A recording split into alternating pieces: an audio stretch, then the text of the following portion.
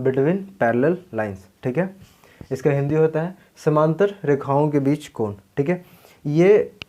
ये मतलब कन्फ्यूज़न अक्सर बच्चों के बीच में होता है, ठीक, कि कौन वाला एंगल करस्पॉन्डिंग एंगल है, कौन वाला कोण सम्मुख कोण है, कौन वाला कोण अंत कोण है, कौन किसके बराबर होता है।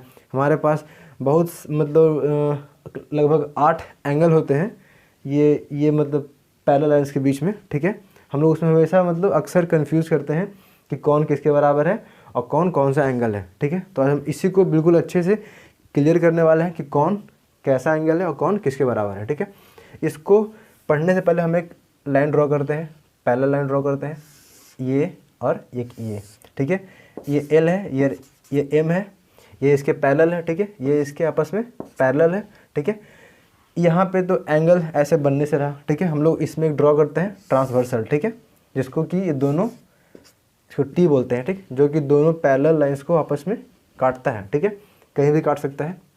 अब यहाँ पे बनते हैं 8 angle, angle number 1, angle number 2, angle number 3, angle number 4, angle 5 और एंगल 6, एंगल 7 और फिर एक एंगल 8, ठीक है। यही 8 कोण को मतलब एक कोण का दूसरे से क्या रिलेशन है, ठीक है, हम लोग वो पढ़ने वाले हैं, ठीक। तो हम लोग इसमें 4 तरह के कोण पढ़ते हैं। एक होता है करस्पॉन्डिंग एंगल, जिसको हम लोग हिंदी में बोलते हैं संगत कोण। ये होता क्या है, करस्पॉन्डिंग एंगल कौन कौन होते हैं, जैसे कि हम लोग 1 और 5 को करस्पॉन्डिंग बोलेंगे, क्यों, क्योंकि ये लाइन के ये ऊपर है, लाइन के ये भी ऊपर है, अब बिल्कुल ये लेफ्ट साइड में है, ये भी लेफ्ट साइड में है, ठीक है। तो ये 1 और 5 है जो आपस में संगत कोण है, ठीक है। तो हम यहाँ लिखते हैं 1 और 5 है जो आपस में संगत कोण है। हम यहाँ पर करते हैं, नहीं यहाँ पर नीचे लिखते हैं, एंगल 1 और एंगल 5 है जो संगत कोण है। एक हमको ये मिला, ठीक है। वैसे ही देखो, वैसे ही ये ऊपर है 6, ये भी ऊपर है 2, ठीक है। ये भी ट्रांसवर्सल के राइट साइड में है, ये भी राइट साइड में है, ठीक है। तो वैसे ही हमको एक और मिला, क्या मिला, वो मिला 2 angle 2 is equal to angle 6, ठीक है।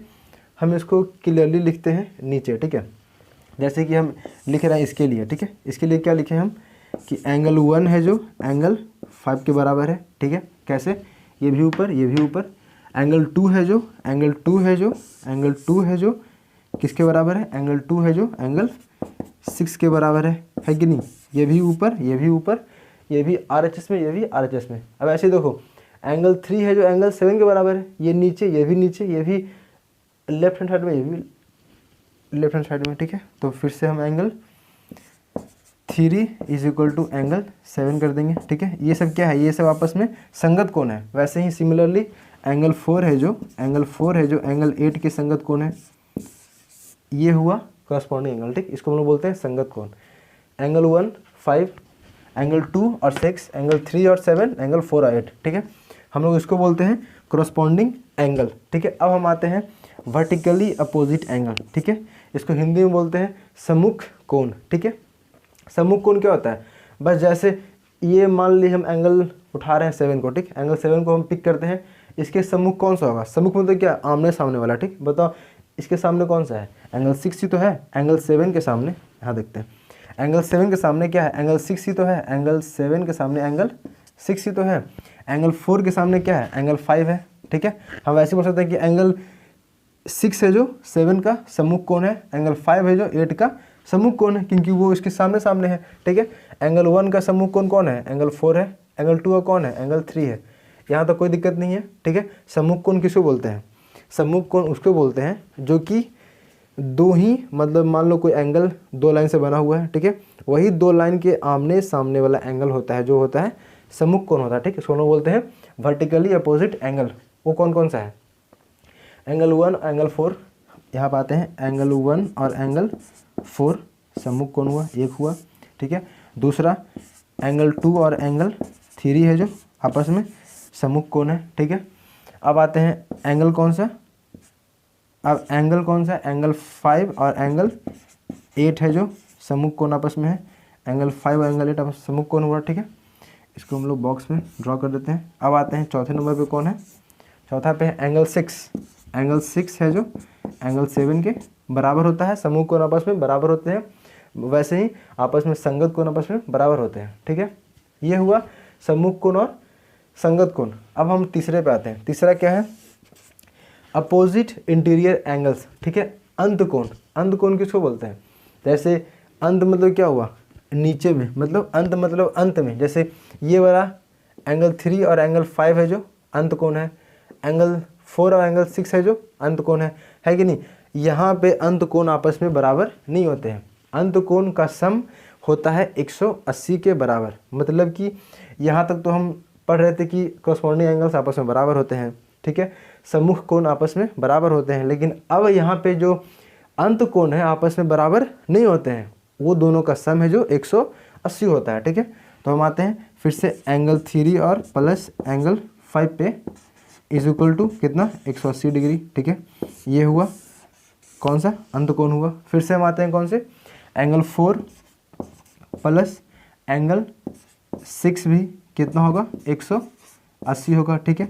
ये हुआ अंत कोण का रिलेशन। अंत देखो, अंत कोण में ही दो एंगल का सम 180 होता है, ठीक। मतलब कि अंत कोणों का योग हमेशा 180 के बराबर होता है, ठीक है। अब आते हैं चौथा नंबर। चौथा नंबर कौन सा है? ये है एकांतर कोण, ठीक है। इसको हम लोग मतलब इंग्लिश में, मतलब किसी बुक में कुछ और लिखा होता है, हम यहाँ पर लिख रहे हैं इंटीरियर करस्पॉन्डिंग एंगल्स, ठीक है। जो कि अंदर में करस्पॉन्डिंग एंगल्स, अंदर में कौन बन रहा है? ये कोण इसके बराबर है, समझ में? मतलब एकांतर कोण किसको बोलते हैं? एंगल 3 और एंगल 6 को, ठीक है। एंगल 4 और एंगल 5 को हम लोग बोलेंगे एकांतर कोण बोलेंगे, ठीक। तो वैसे हम लोग इसका लिखते हैं कि एंगल 3 इज इक्वल टू कौन सा? एंगल 6 आपस में एकांतर कोण है। वैसे ही हम लोग लिखेंगे कौन सा? Angle 4 is equal to angle 5। ये हुआ एकांतर कोण, ठीक है। हम लोगों ने चारों कोणों को अच्छे से समझ चुके हैं। एक बार फिर से हमने क्या पढ़ा वो देखते हैं, ठीक है। आते हैं संगत कोण पे। संगत कोण क्या होता है? 1 और 5 संगत कोण है, 2 और 6 संगत कोण है, 3 और 7 संगत कोण है, 4 और 8 आपस में संगत कोण है। अब हम आते हैं सेकंड पे, क्या था? सम्मुख कोण। सम्मुख कोण क्या? बस उसके सामने वाला। जैसे कि 1 के सामने कौन है? 4 है, 2 के सामने कौन है? 3 है, 5 के सामने कौन है? 8 है। वैसे ही 6 के अपोजिट कौन है? 7 है, ठीक है। अब हम आते हैं कौन सा? Opposite interior angle. ये इंपॉर्टेंट है, इसको हम लोग हमेशा याद रखते हैं कि इसमें कोण आपस में बराबर नहीं होते हैं। यहाँ कोणों का योग 180 के बराबर होता है। अंत कोण कौन कौन सा है? 3 और 5, ठीक है।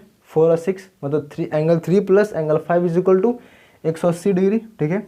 वैसे ही angle 4 plus angle 6 is equal to 180 degree. अब फोर्थ नंबर पे आता है इंटीरियर करस्पॉन्डिंग एंगल्स, ठीक है। एकांतर कोण।